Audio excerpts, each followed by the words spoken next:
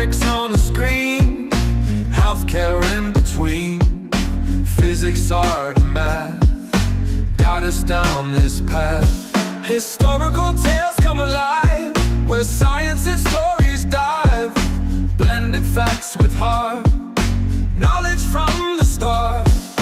Need bridge blues we sing to the future memory. Health and science in the mix. Midbridge got the fix. Complex subjects make right clear now every episode in ways that we actually acquire knowledge and ways that make me more efficient. In the world of digital streams, turning knowledge into dreams. Through the tales of old, new stories unfold. Thank you so much for joining with me. It is truly an honor and a privilege. MedBits Webcast is a new kind of healthcare media channel to break the silo mentality and foster interdisciplinary thinking. Our mission is to fill that gap and to create a curiosity through different lenses, tapping the passion that guided the historical figures in medicine and bringing present-day groundbreaking research to the front lines. We interview physicians and leaders in the industry about present-day healthcare challenges on our live programming. My audience, that is a Daniel Kottke. Let me tell you, Daniel went to school with in 1972. He was born in New York State. Okay, then Bronxville. I saw that in Wikipedia. I don't know where Bronxville is. Is it closer to the Bronxville? Is it close to New York? 30 minutes outside New York. Okay, so Bronxville, New York, upstate New York is most likely. No, it's downstate. It's just downstate New York. Okay, got it. Downstate New York. From my childhood home, I could walk to the city limit of New York City in the Bronx. Okay, good. Okay, you're part of the New York. You're a city guy then. So New York City, he was born, and then went to Reed College. You know, Reed College is very interesting college, very interdisciplinary college. They have one of the things I went to school in University of Oklahoma, Danielle. There is a nuclear reactor there. Reed College has a nuclear reactor. That was surprise to me. A small college has a nuclear reactor, and they're progressive thinkers. The calligraphy, the fonts was introduced to in the Reed College, right? You and Steve Jobs, your roommate of Steve Jobs, you took a classes. Have you taken a class with the calligraphy, or Steve Jobs took the calligraphy class? No, I took the calligraphy class my first year and really liked it, and I told Steve to take it too. Okay, that's where his interest came in, all the fonts and everything. Yeah, that is interesting. So that where inspiration came. So your roommates together in a Reed College, or you're separate dorms? Well, Steve quit after 1 month. Oh my God! And then asked the dean if he could stay in a dorm room. So he did that for a little while, but then. Oh, really? Interesting. Then he rented a room above a garage off campus.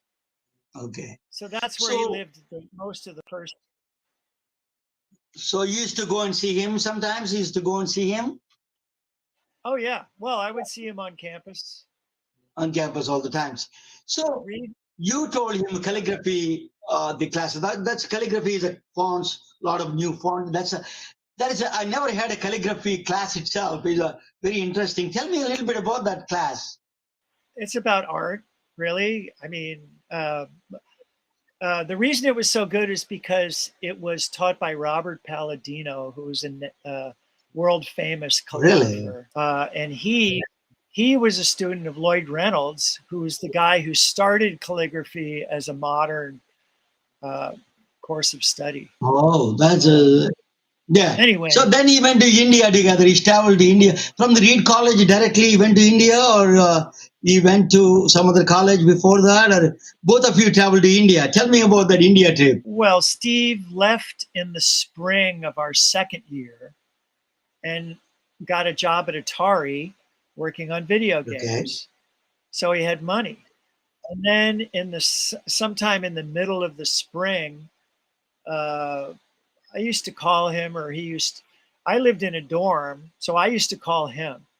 I called him up and he said, well, Atari needs somebody to go to Switzerland and find out what's wrong with the video games there. Why don't we go to India? I'll fly there from Switzerland. And I said, okay, but I don't have any money. And he said, I'll loan you the money. Okay. Oh, yeah. So I said, all right. So the moment I finished my final exams, second year final exams, I was on a plane back to New York, and then my parents put me on a plane to New Delhi. Steve had arrived a week before. Oh, he was waiting for you there. And he met someone, I never knew how. He met someone who said, the Kumbh Mela is happening right now. Oh, yeah. Oh. Well, it was the Maha Kumbh Mela in Rishikesh. Oh my God! Yeah. So you trekked from Delhi to all the way to. You went to the Kumbh Mela. Well, that was okay. But Steve was impatient. Yeah, as usual. Yeah. So he didn't wait for me to arrive. He just went off to the Kumbh Mela with some other guy, and then he got sick right away and turned around and came back to Delhi. So I arrived a few days later, and I'm like, okay, let's go. It's going to be great. And Steve said, no, I've already been there. I'm not going back. So it was a introductory lesson in non-attachment. Yeah. So, let me ask you then, did you see you went to see Neem Sai Baba or Neem Baba, some kind of a guru you wanted to meet, both of you, right? Neem Karoli Baba. Okay. Have you met him, or he died before you left? He passed the fall before we were. Okay. So he couldn't. So we knew he wasn't. Okay. We knew he wasn't alive. The Kumbh Mela was a reason enough to go. And then, so the next thing we did is we went to Kenchi, which is where his temple is. In the southern part of India, Kanchi, or on the northern, you didn't go to south, right? No. Kenchi in Uttarakhand. Oh, that's in Uttarakhand, okay. Used to be. So we took a bus to Haldwani. We took the train to Haldwani and the bus to Bawali and this to Nainital. We stayed in the Hotel Evelyn, famous place. And then we took a bus to Kenchi. And there was nobody there. Kumbh Mela that's a different part, right? Kumbh Mela is a different part. Well, the Kumbh Mela was in Hardwar, Rishikesh. So I would have wanted to go there. I have never been there, but is it a mountain on the top of the mountain? You have to trek through the mountains? You have to go up a mountain? Yes, Hardwar, Rishikesh. Rishikesh is a small, Hardwar is a big city. Big city, yeah, okay. I've never been there, but Rishikesh is where the Beatles went to stay with Maharishi. Okay, so the Beatles are the inspiration for you guys, for you and Steve Jobs? No, not really. Neem Karoli was very inspiring. That was really the bigger reason. And because we read Be Here Now, and we read Autobiography of a Yogi, and then we read Lama Govinda, Way of the White Clouds, and then we read Ramakrishna and his disciples, and other books.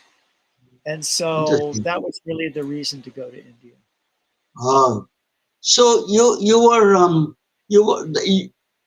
what kind of an experience? Did you get sick anything in India? At that time, India is a problem food-wise and everything. How did you survive in India? How many days you stayed in India? 10 days? 4 months. 4 months? Oh my God. Both of you stayed together 4 months. I'm going to tell you. Steve Jobs, that is hats off to you. I'm going to tell you what I did. Yeah. And it's bad advice. So don't take my advice. Okay. So when I landed in Delhi, Steve was supposed to meet me at this particular hotel. So I went to the hotel and they had my name. I paid them. It was 30 rupees a night, I think. Not that much. And every day I'd go to the front desk and I said, Steve Jobs is going to be asking for me. And they said, no, we've never heard of him. We've never heard of him. But they were lying. Anyway, after a couple of days, I got bored. Not really bored. But anyway, I was. I thought, well, I'm going to be here for 4 months. I should just drink some of the water. And it sounds so innocent, doesn't it? I drank a glass of water from the faucet. Yeah. Bad idea. Yeah. You were really sick. I wasn't really sick, but I got sick almost immediately. And I pretty much had diarrhea the whole 4 months I was there. Oh my God. But I didn't have bad cramps. It wasn't debilitating. It was mostly awkward when I needed it to find a bathroom. Yeah, you can't find those places up there. It's not easy. Oh my God, I can't imagine the life there. India changed quite a bit. What's especially bad is the long bus rides. Yeah, that is there's no bathroom on them. But there's no bathroom on the buses there. So how did you put up with him? It's not an easy guy to put up with. Steve Jobs, he was demanding. Oh no, Steve was fine. Okay. He was perfectly fine. He was eating all the kind of food. He's immune to the Indian water and all those things. He's drinking all those things. I think he was smart enough not to drink the tap water. Okay. When we were in Delhi, the thing that Westerners do when you're in Connaught Circus in downtown Delhi is Wenger's restaurant is right next door to the American Express office. Oh. And always lots of people there waiting for their money to arrive. Oh. Right? The money comes from the American Express. American Express. And we weren't waiting for money, but Wenger's restaurant had air conditioning, and so we would go then go lassies. But then we went up to Nainital. We went to Kenchi. Kenchi was pretty much deserted, nothing going on there. So then, where did we go next? We went to Kulu. We took a bus. Kulu. Kulu Valley. It's all in the Simla and all those areas, right? On the northeastern area. Yes, yeah. Hill station. Yeah, hill stations. It was some ashram that Robert Friedland told us to go to. Yeah, I wanted to ask you, tell me about Robert Friedland. He owned an Apple farm in Portland, Oregon, right? He is the all in one farm, right? Something like that, right? All One Farm. I think there's still a website called allonefarm.com. Is it an apple orchard? Is it apple trees? It was 350 acres, and there was an apple orchard. Okay. And it was so now we're talking about 1975, the next year. After you come back from this was after you came back from India. Yeah, and in the summer of 75, summer of 75. Okay. Steve and I came back to California, and Steve and I drove up to Oregon, and we went to the All One Farm, and I guess it was August, so it was apple harvest time. Okay. And he had lots of Gravenstein apples, which ripen very fast, so you have to harvest them. And so we were filling wheelbarrows with apples. The part-time job you and Steve were doing, part-time jobs. Yeah, we spent, almost a whole week. Oh, okay. And because Steve was interested in the fruitarian diet, I said, let's just fast on apples and we'll see how that works. He's a vegetarian? Is he vegetarian? We were both vegetarians. Both were vegetarian, okay. We were. You came back from Portland, Oregon, back to California, Silicon Valley here where we are at. And you and Steve Jobs came together back and they started living together here in the roommate. Tell me about that. Well, I graduated from Columbia. Yeah, you got a master's degree, yeah. In May of of 77, May of 77. And by then, Apple was funded and had a dozen employees. And so the week I graduated, I came back to California and I became employee number 12. But it says employee And then number Steve- one in the Wikipedia. You are number one employee. I was the first employee, but there were no numbers. No number. Okay. Yeah, first employee of the 12. I was the first employee in 1976, and Steve paid me $3.25 an hour to build. Yeah, that's a basic pay at the time, right? Minimum pay, minimum wage. So you came with the idea of Apple because you worked in the Apple farm. That's why you came up with the idea of Apple, starting a company called Apple. As the name, it would, yeah, I would say Was so. he Robert Friedland is involved in during the beginning days of the Apple company? Robert Friedland? No, He was not. Okay. no. Robert was living in Vancouver. He was a day trader trading stocks. Is he still alive? Is he still alive? To make his fortune. He succeeded. No, he a company called Galactic Resources. Yeah, you're all very strange people. Yeah. Yeah. Well, he was into mining. I don't know how he got started in mining, but that was his company, Galactic Resources. He was looking for contracts to do mining projects, and he found a really big one called Wazi Bay in Canada, which had immense nickel reserves, and he hit the jackpot. That's what's got him started. He made a lot of money on that. His uncle is actually, they're from Canada, right? Robert Friedland is from Canada. His uncle is from a big magnate. His uncle is a very rich guy. That's what I heard, His uncle Marcel was from Switzerland. Switzerland. Oh, I didn't know that. Yeah. And I did not know Robert was from Canada, but could well be. Yeah. Anyway, So Robert is the person who really encouraged us to go to India. He's the one who told us about the Kumbh Mela. Really? He went to India. Robert went to India. Robert was part of the Ramdas Sangha. Ramdas was popular at the time. Okay. Yeah. The Be Here Now book. He is not mentioned in that book, but he was part of that group. Oh. And when he saw that Steve and I had read Be Here Now, he encouraged us to go to India. So you know that when you started Apple, what is Apple born, right? Are you involved with where is this idea of I heard the stories that he went to the Stanford Research Institute, SRI. That it was a Xerox lab. Xerox used to be old Xerox lab. Just tell us that, is there any influence there, or what is the whole story of first Apple to be produced?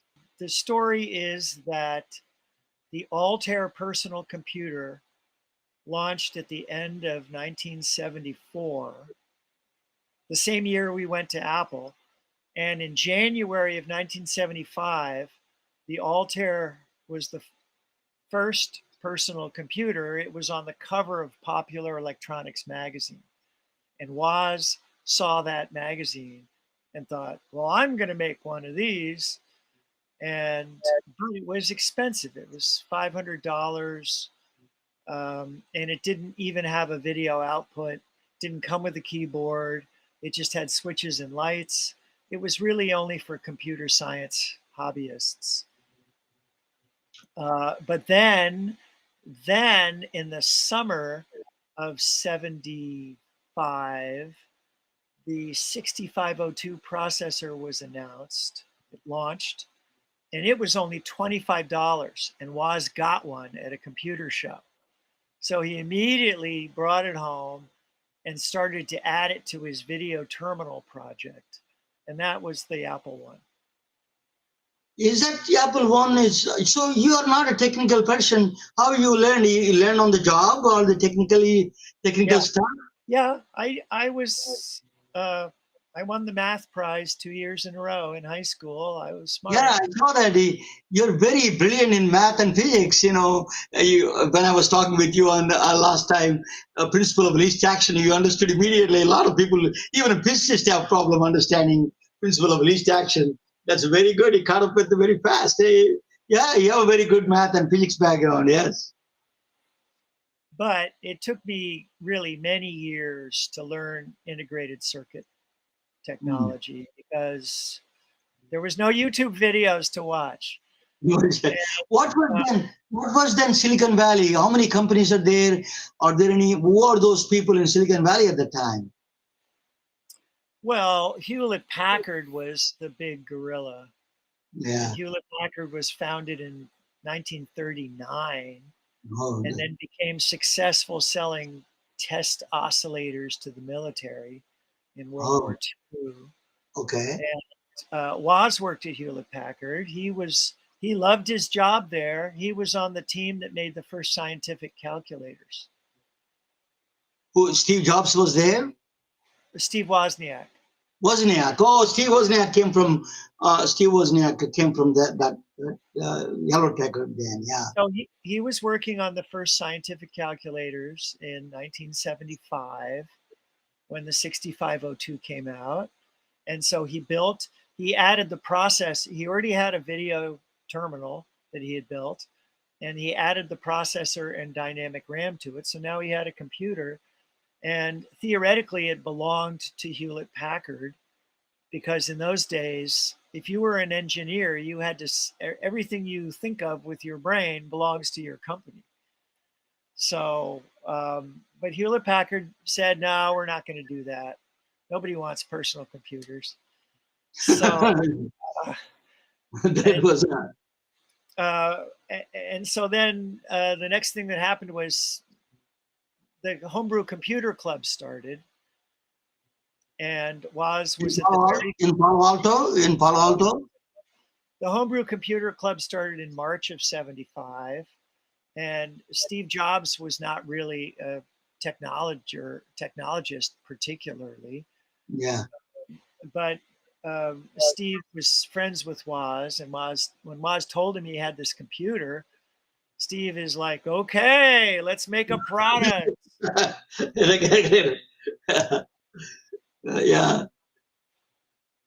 And so Apple then Steve joined. You all working together in the you're out of the garage, right? You got an office already you have an office there, right? In the the office did not come till next year.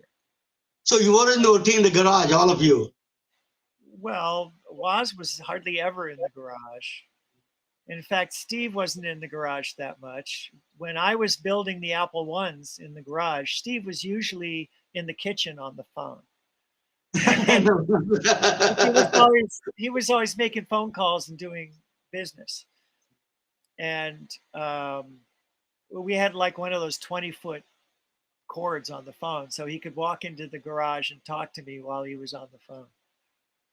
I heard that when you was cooking, you said that talking about cooking, when you were there to Hare Krishna temple, you used to go and eat there, walk down there, both of you together used to go there and eat something and coming back, or what? You used to go there, that's true? The Hare Krishna temple is gone. Well, the Hare Krishnas came, they had a temple in Portland with a lot of people in a nice house, and they came to Reed College and persuaded us to come to the Sunday night love feast. The love feast every Sunday night. Yeah.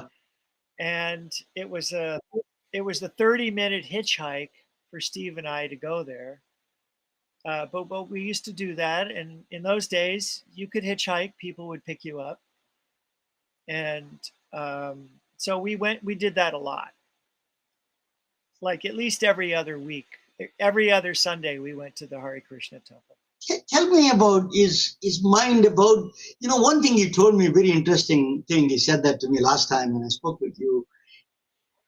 When he went to India, he saw poverty. You and him or son see a lot of poverty in India at the time. 1970s, a lot of poverty in India. A lot of poor people there, a lot of poor. Poverty. Yeah. So he said to you, I'm going to change the world through technology. I'm going to erase the poverty with the technology. Did he say that to you? That what he said to me last time? Something like that is similar to that. Technology can solve the problem. What you're thinking of is the Isaacson biography. Yes. He told Walter Isaacson that by the time he came back from India, he was thinking he could make a better impact on the world through technology than through meditation.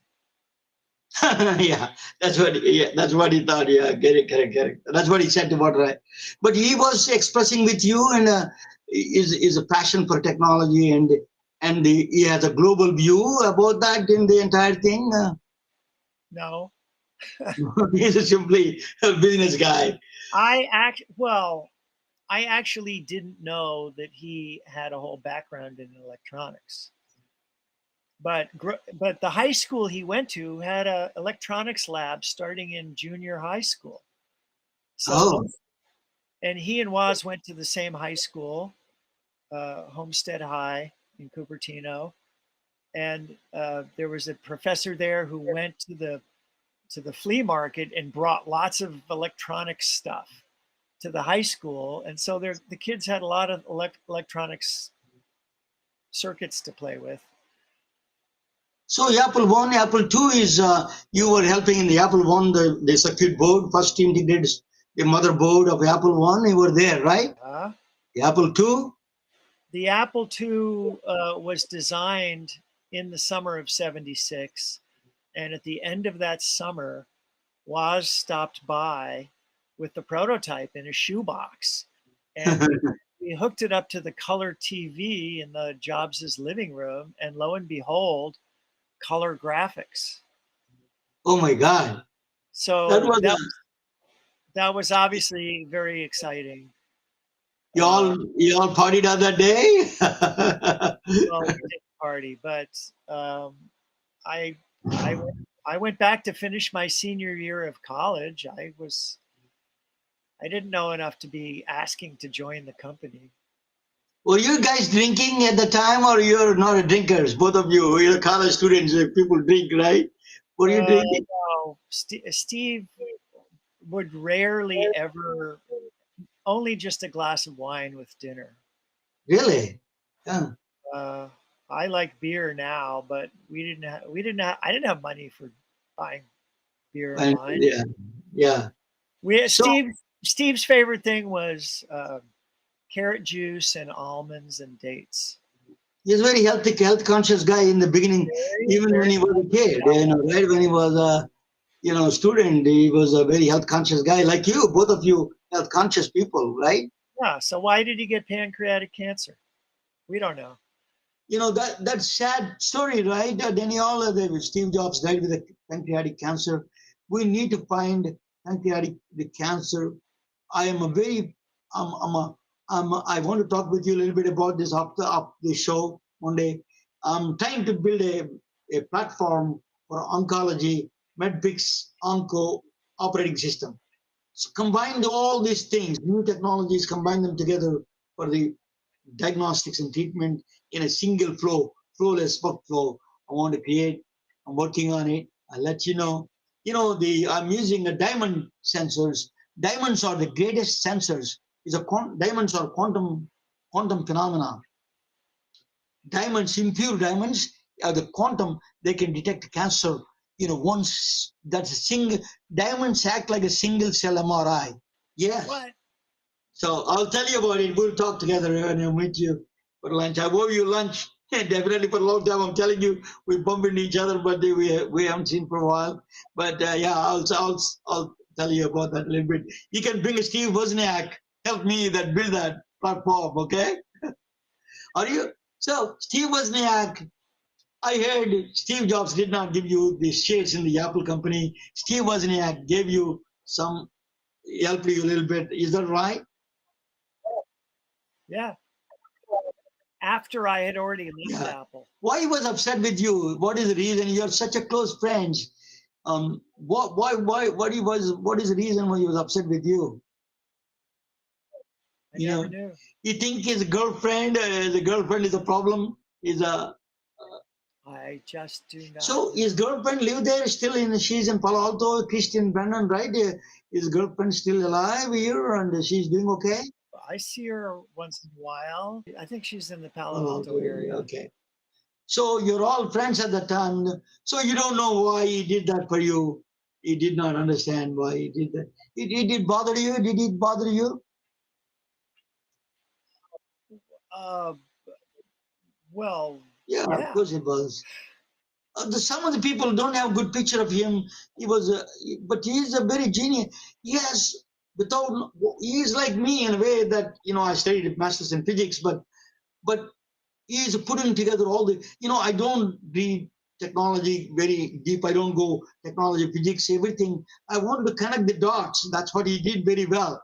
That's why I like him about that, connecting the dots together. I like that. My way of thinking is also connecting the dots together, solve the problems.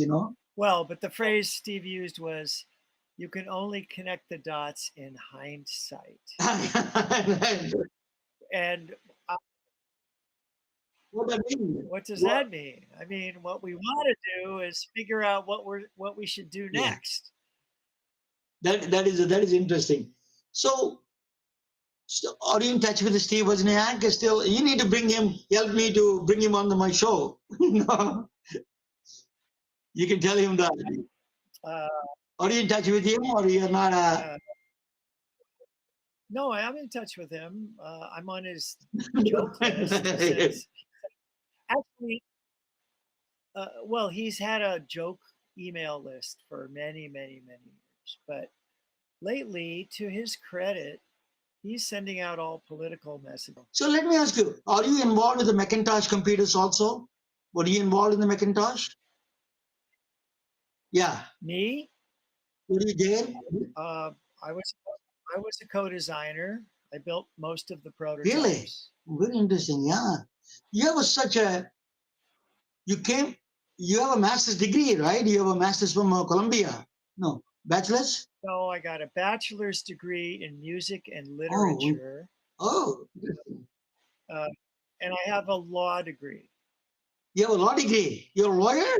I didn't know that, Danielle. I know you for a long time. We are hanging around. You don't talk like a lawyer. So are you licensed in California? No. I thought I would do patent law maybe because I'm interested in inventions. But I did patent law for a year, and I just didn't like it. So you went to India, you was a spiritual enlightenment. What do you think of life and death? What do you think? I want to ask you a philosophical question. What do you think of life and death?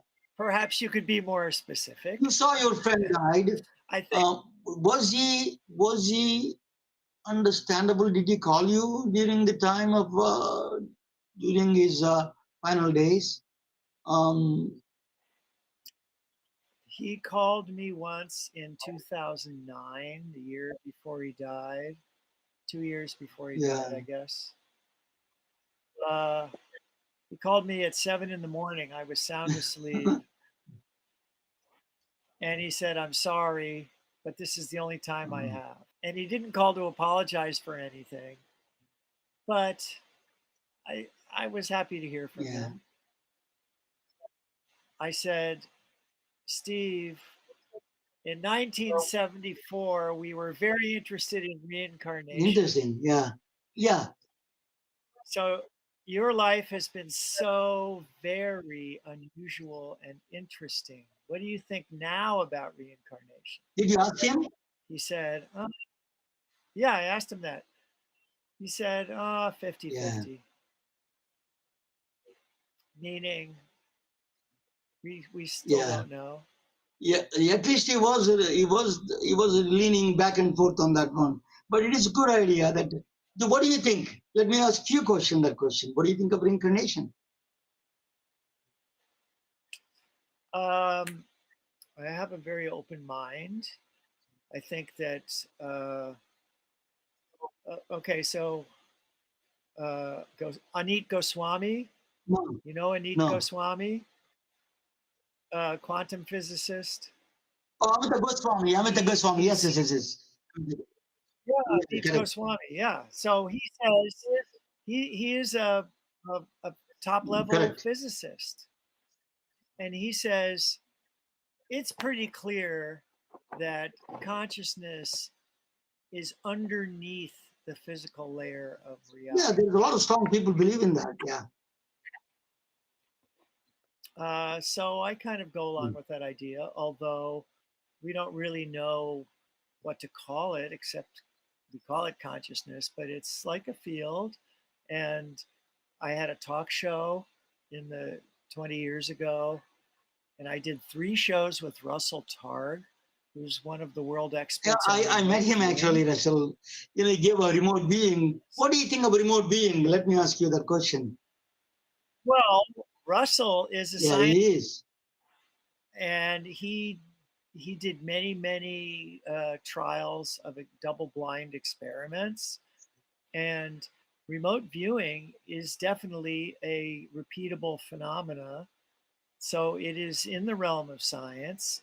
And the amazing thing about remote viewing is that it seems to work on the past and the future. And it works anywhere in space. So you can, using a remote viewing meditative technique, you can focus on any place on the other side of the world or in the past or in the future. You can focus on it. And uh, the image that he always used was, think of your consciousness as the surface of a pool of water, and just calm down and get the surface very smooth. Now see what image might appear on the surface of the Mm. water. And that's how you can do remote viewing.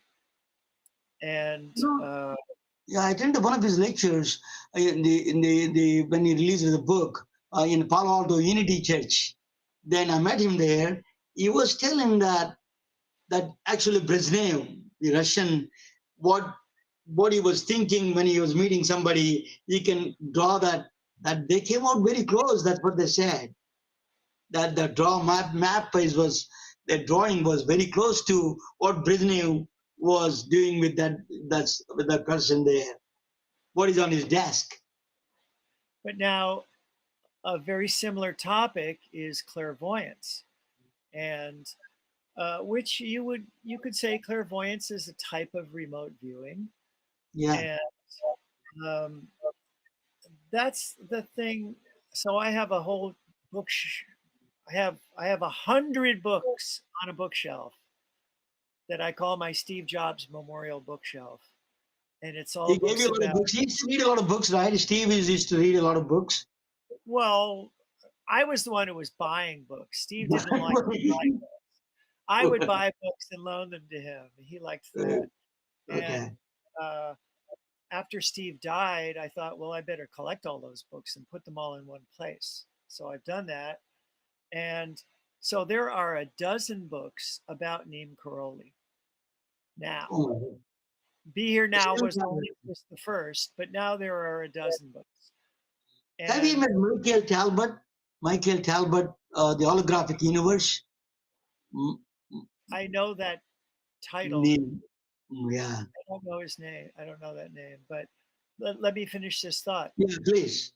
Uh, the thing that Neem Karoli Baba did all the time is he would just know what you were thinking. Like Really? so many stories, if he knew you, if you had met before, or even if you hadn't met before, you would he was a popular guru. So people would go to him with a problem, Mm. and he would see your thought, and he would say something before you even came to sit down in front of him. As you were walking up, he would say something and blow your mind. Yeah. Like how did he know what I was about to ask? He did that all the time. And so I think um, I think that's if everybody could do that, there would be less evil in the world.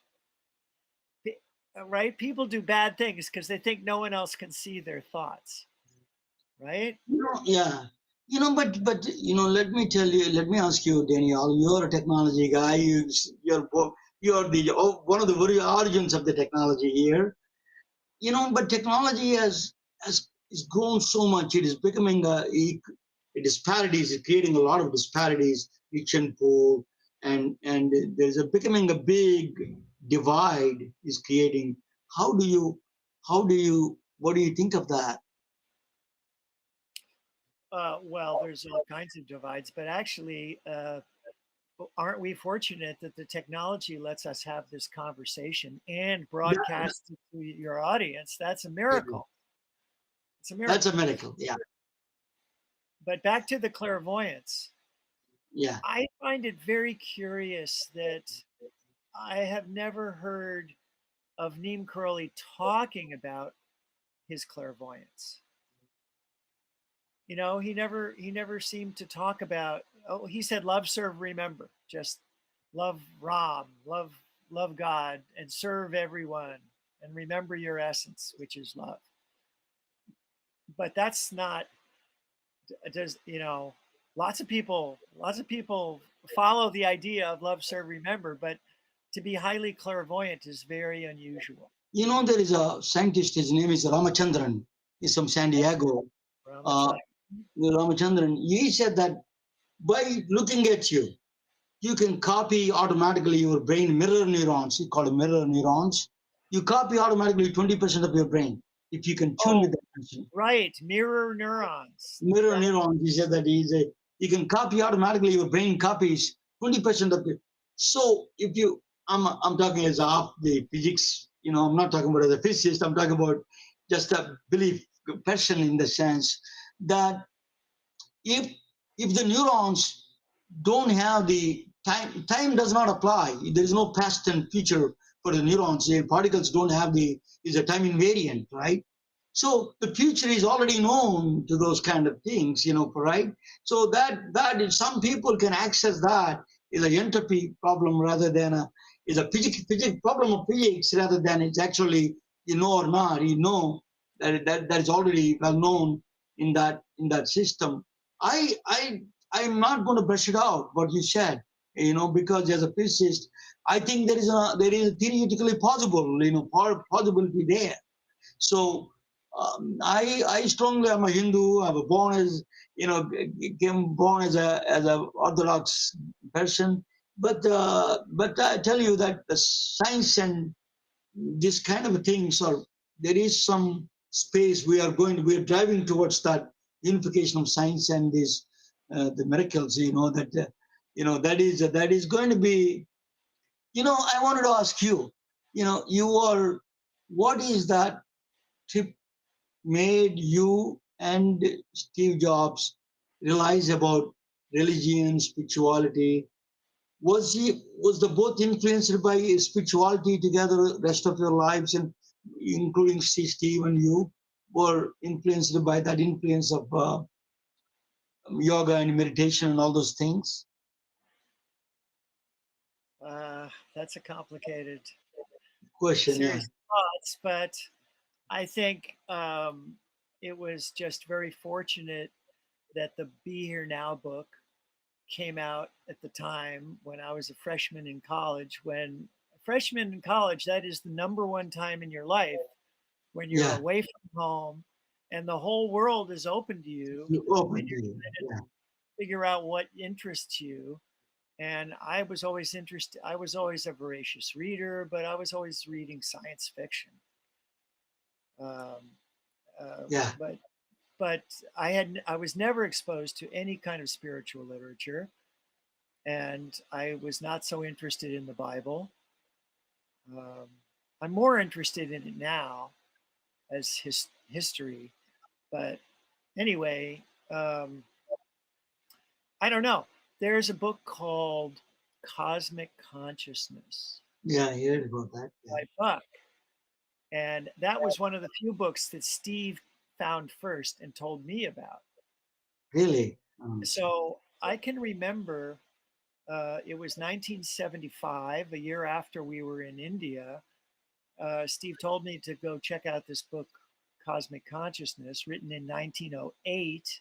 Oh my God.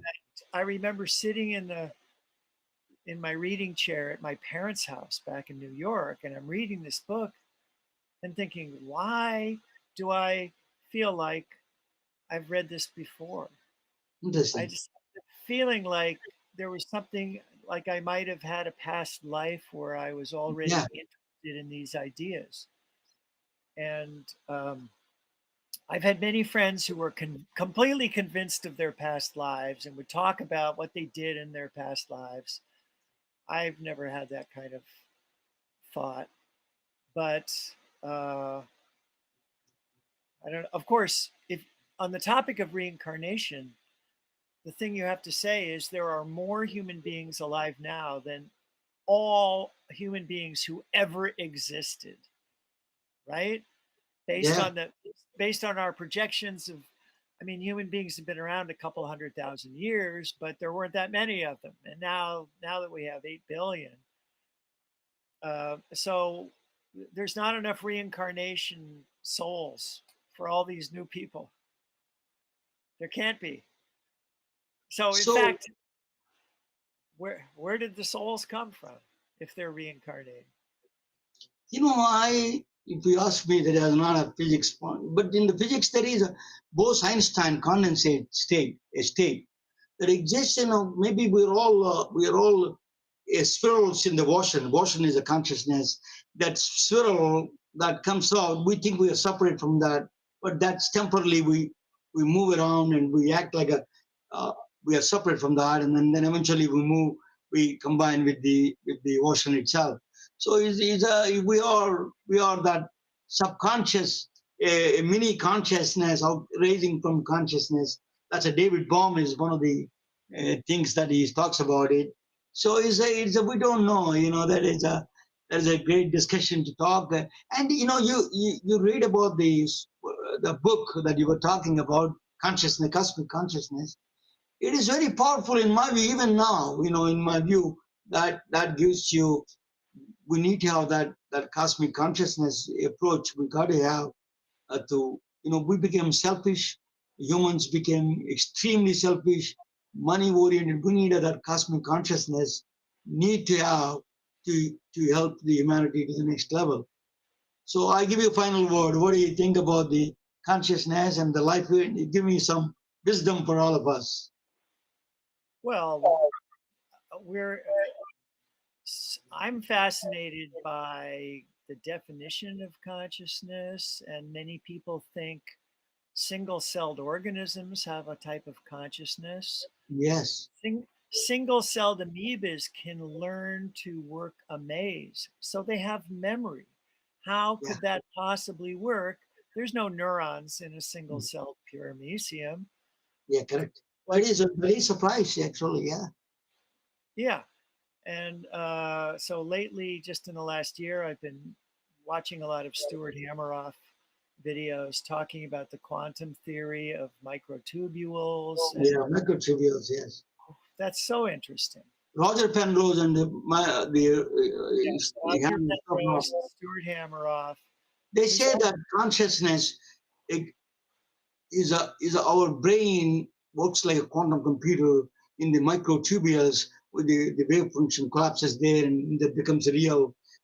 Otherwise, the whole world is all wave functions. You know, all possibilities exist, and that reality comes. You know, even the Stephen Wolfram is saying recently that is the computation in which only we observe what we see. What we see, what we see, that is a key. That's what they're saying. But you know, it's a very interesting. We'll talk about together. Let us meet here for lunch and talk about all those things. You know, Daniel, thank you so much. You know, sorry for my frustration, guys. You know that I did I went on a rant on technology, but here is a technology guru here. First guy who started technology. You know, he's my friend, a good friend. Daniel, thank you so much. Let us talk about next time about consciousness and everything, and let us I will bring you back on my show about the consciousness talk. I want a microtubule computer. Because, thank you so much. I'm so much honored and privileged to have you, Danielle. You're a good friend, and I'm, sometimes we are people that we have a strange observe. We come across people. Coincidences is not that coincident. People, we need to seek them, or same-minded people, and then the universe puts you in the path. That's what I believe in it. Thank you so much, and that's why I met you. I feel that that's the reason I met you. Thank you so much, Danielle. You're a really great guy and a good friend. Thank you so much. Yeah, let us get together and have a lunch. Thank you so much. Good night, all of you. Okay. Bye-bye. Bye. We are retelling their stories through our patented designs that can be worn on scrubs, t-shirts, printed on conference bags, and endless other promotional materials. Daily Wear for Medicine is the first ever of its kind to create curiosity in medicine through visual art. We at MedBricks are celebrating unsung heroes of the past who made enormous contributions to the field of medicine through our unique campaign called Daily Wear for Medicine. You can wear it, carry it, and give it.